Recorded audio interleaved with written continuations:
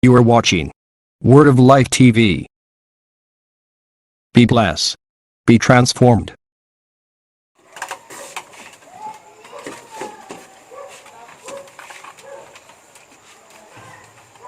Good evening sa inyong lahat, sa ating lahat.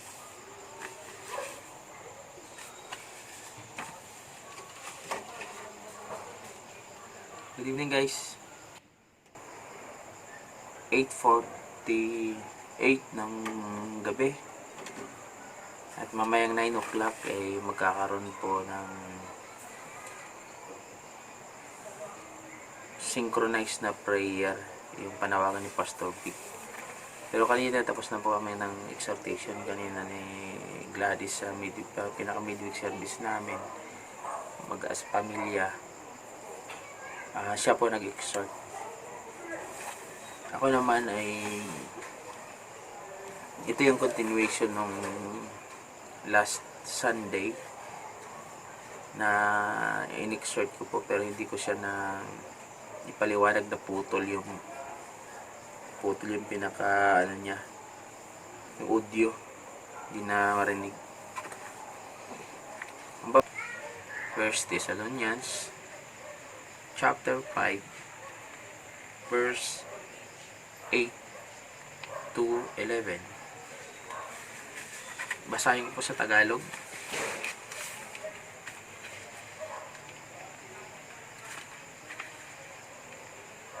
Ngunit dahil tayo'y sa panig ng araw, dapat maging matino ang ating pag-iisip, or sa ibang version, malinaw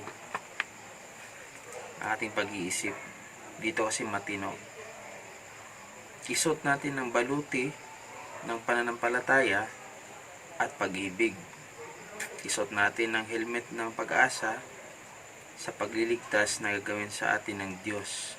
Verse 9. Hindi tayo pinili ng Diyos upang bagsakan ng kanyang puot. Sa ibang version nila, sa NLT, New Living Translation, hindi tayo pinili ng Diyos upang parusahan. Dito naman sa version na to, magandang balita, bagsakan ng kanyang puot. So same lang.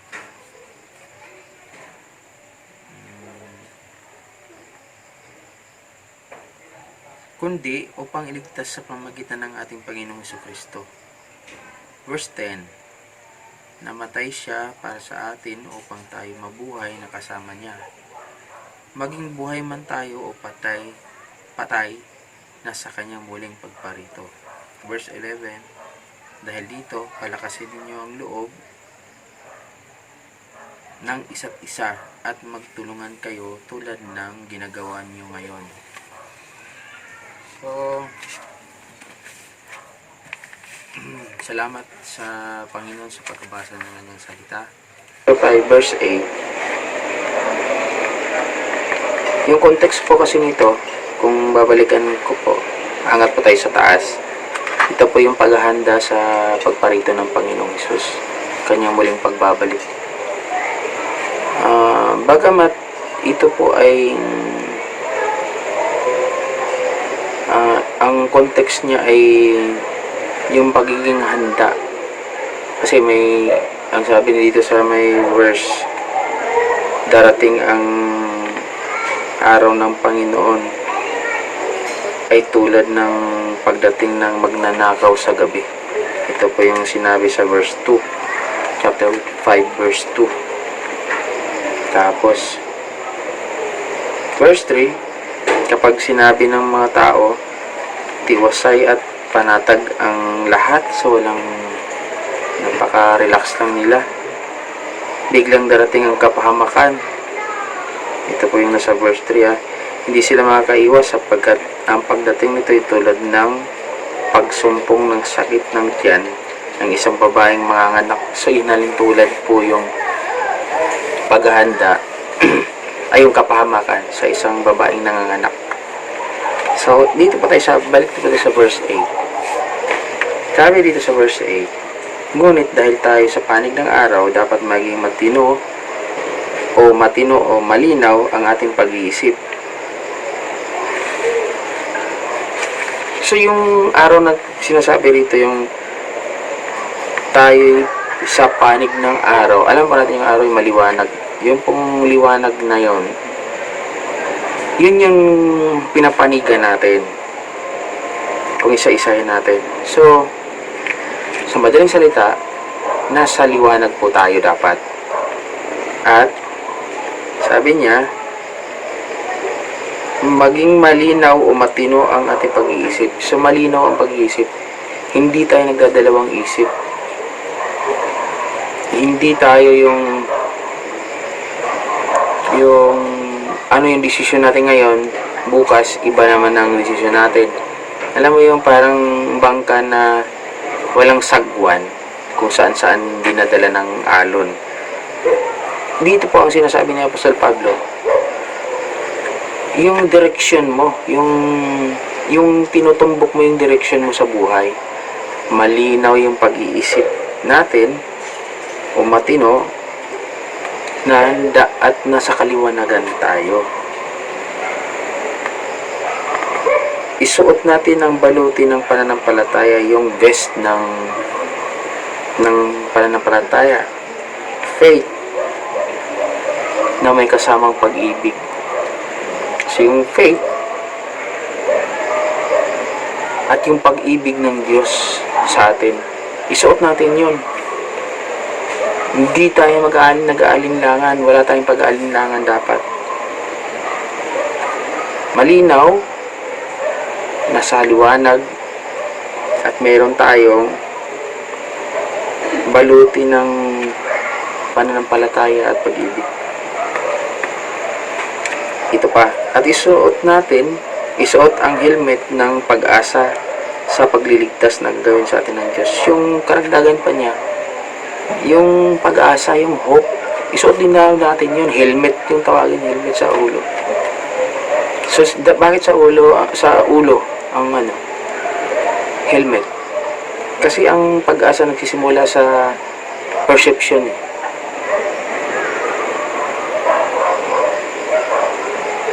Pag-asa sa pagliligtas. So, yung salvation, hindi lang tayo, yun nga, nabasa ko na sa unahan pa, ng verse ng chapter 2-3, na yung pagdating ng Panginoon parang magnanakaw, ang kapahamakan ay parang babaeng nanganganak. So, ito pa lang sa verse 8 pa lang, sagana na siya, punong-puno na siya. Itong verse 8 na to, kung i-compress natin, i-summarize natin to, sa madaling salita, armor ang tawag nito. Armor ng pag-iisip, helmet ng hope, pag-asa, tsaka yung pagliligtas ng Diyos na gagawin ng Diyos sa atin. So yung armor na yun, susuot natin yun. Pero ngayon, sa nangyayari sa Pilipinas, buong bansa na nga yung kapahamakan. So ito na, pinakita na yung kapahamakan. Hindi lang sa Pilipinas, buong bansa, sa ibang bansa, madami na rin na damage yung COVID. Parang walang pag-asa, nawawalan ng pag-asa ang tao. Bakit sila nawawalan ng pag-asa? Kasi hindi nila suot yung helmet na to. Hindi nila suot yung vest na to. Ulitin ko lang, yung vest ng pananampalataya at pag-ibig ng Diyos. So dito pa lang yung baluti mo na may pananampalataya, hindi ka mawiwindang. Makikita natin yung clear ang ating nasa isipan natin. Excuse me. Maliwanag siya, clear siya. May dumating man na pagsubok, may baluti tayo, may helmet tayo, may armor po tayo.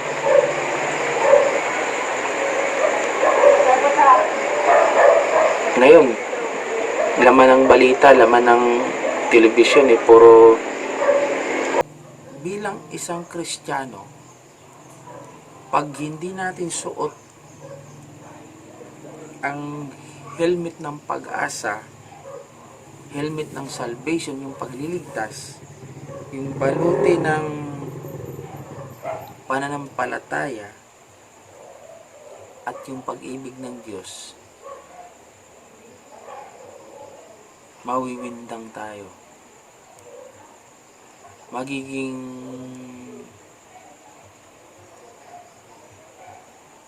meron na tayong maraming masasabi.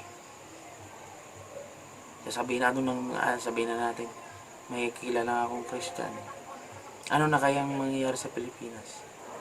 Ganun ang nagmangyayari pag hindi natin suot-suot itong sinasabi ng Panginoon. Di ba? Pero tayo mga Christian, tayo mga sumusunod sa Panginoon, tayo mga disipulo, hindi Christian, disipulo na, kasi tayo nag-aaral. Dapat taglay natin to, hindi natin to babaliwalain. Kaya kung may pagsubok may kasakitan, may salot, nakukuha pa rin nating ngumiti, nakukuha pa rin nating magpuri sa Panginoon. Ang sarap magpuri, lalo na ngayon na nasa bahay lang tayo. Ako, dito ako sa kubo. Kanina dito si Gladys, nag-devotion kami yung sa siya ang naka-assign midweek namin, bale. Napaka-relax, masarap kasama ang Panginoon sa mga ganitong panahon. Magnilay-nilay, magbabasa, basahin, i-entertain po natin yung sa social media, yung mapapakinabangan, hindi yung marami po dyan walang pakinabang, mga fake news. Tapos pag nabasa mo pa, parang inisip mo totoo na, yung iba fake news na, hindi na verify kung tama yung kung legit ba yung source. Sa verse 9, sabi rito sa verse 9, hindi tayo pinili ng Diyos upang bagsakan ng kanyang puot. O kaya yung sa NLT nga yung binanggit ko, yung laging ginagamit yung version hindi tayo pinili ng Diyos upang parusahan, bagsakan ng kanyang puot, parusahan. So yung balik lang ulit ako dun sa sa nangyayari sa atin. Kung wala kang pananampalataya dito, wala kang pag-asa, wala sa iyo ang pag-asa, wala sa iyo yung pagliligtas, hindi mo naisip na ililigtas ka ng Panginoon, masasabi mo na pinarusahan na ako, pinarusahan na ang Pilipinas, pinarusahan na yung sangkatauhan dahil sa mga ginagawang tayo minsan naging judgmental din tayo. Baka ito na parusa na to sa mga hindi kumikilala sa Diyos. Hindi natin masasabi ko, hindi ko rin alam yon. Pero ito binanggit sa verse 9, hindi tayo pinili ng Diyos upang bagsakan ng kanyang puot o parusahan. Sa may pinili ang Diyos, yung pinili ng Diyos, yun po yung yun po yung tinutukoy dito, yung mga pinili. Bagamat tingin natin sa nangyayari parusa, pero hindi talaga siya parusa. May pagtuturo, may pagtutuwid lang ang Panginoon sa atin. Pwede sa lifestyle, yung pag-aabuso sa kalikasan, yun, tinutuwid ng Diyos yun. Yun yung mga dumadana sa ating trahedya. Una, yung Maraming sunod-sunod na eh. Bulkan Taal, ito, mga trahedya na ganyan. Bigla lang, kasi binanggit nga eh, na parang babaeng nanganganak na bigla na sasakit ang tiyan. Yun yung kapahamakan na darating, ganun siya. Verse 10, namatay siya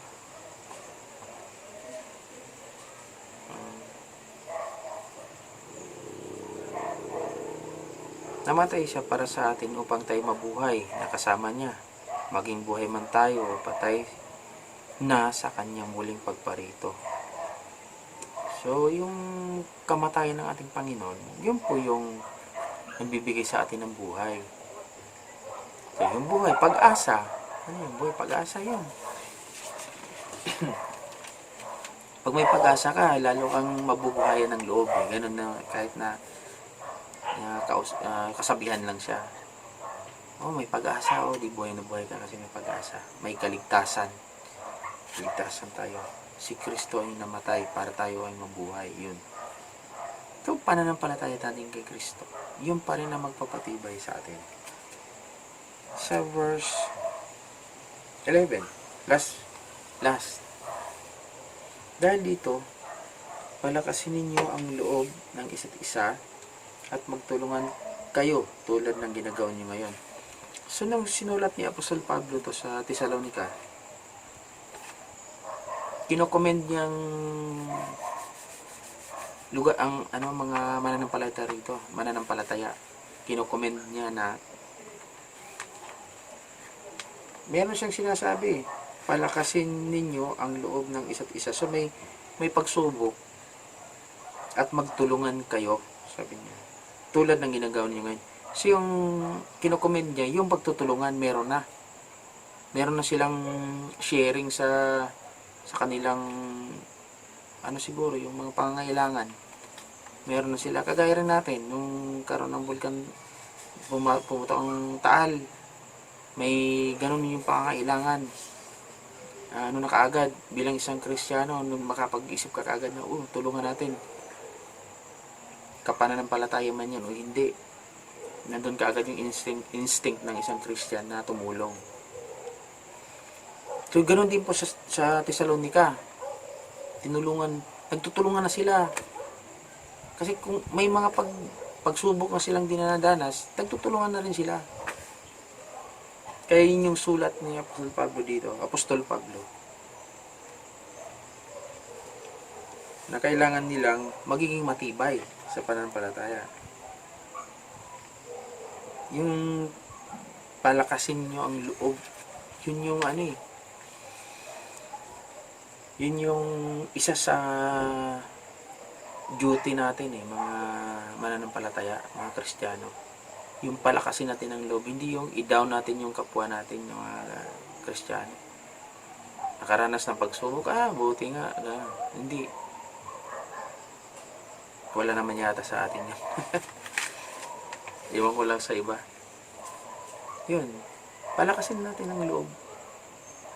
Kung sino yung nanghihina. Ako, kay Gladys, sa misis ko, lagi ko po siyang lagi ko siyang sinasabihan. Kung ano yung nakakapanghina sa'yo, nakakahina ng pananampalataya mo, doon sa mga napapanood mo sa social media, itigil mo na. Sabi ko sa kanya, hindi siya nakakatulong spiritual dahil napapanood mo yung ganito, ano nangyari, konting ubo-sipon lang ni Gwen, nagiging na rin siya apektado.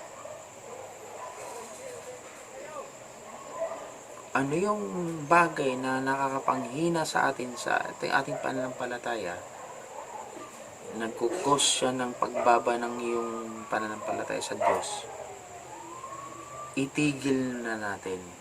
Alisin na natin yun at i-rebuke na natin. Wag na natin siyang panoorin, wag na natin siyang intindihin.